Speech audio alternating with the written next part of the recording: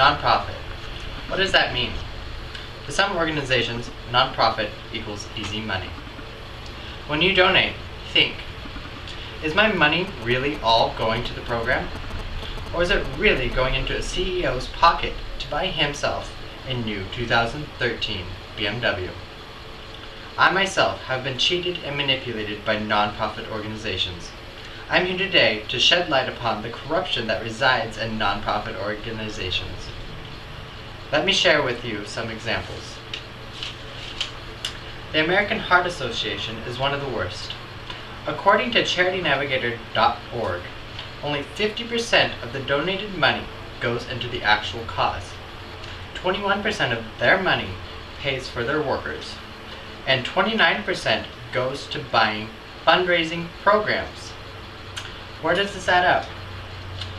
You should have probably just donated $30 to a starving family right down your street. But instead, you have donated that $30, which will be cut in half to pay for their workers and fundraising expenses. Now let's look at another organization. But first let me ask you this. How much money do you make? Probably not near the amount as a CEO working for the Riley Children's Foundation. They make over $500,000 a year, where an average American only makes $30,000 to $35,000 a year. They're a non-profit organization. Where is this non-profit fitting in here?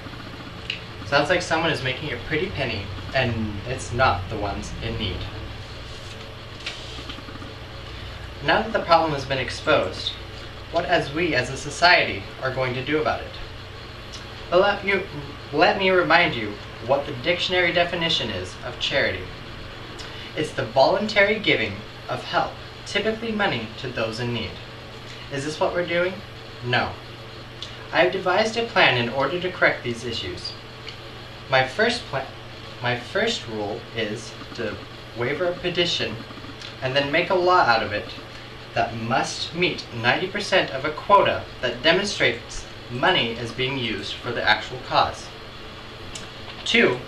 Services must have a consistent reports of all resources that come from any income source. Thirdly, only 5% may be used to pay workers.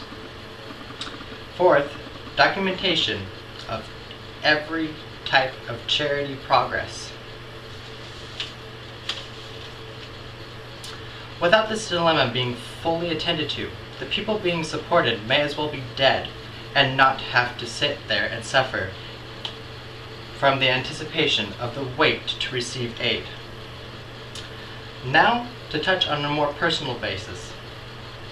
Imagine one of your family members has been diagnosed with a type of cancer, and one of their organizations supporting them have run out of funds due to the increase of administration costs and fundraising costs.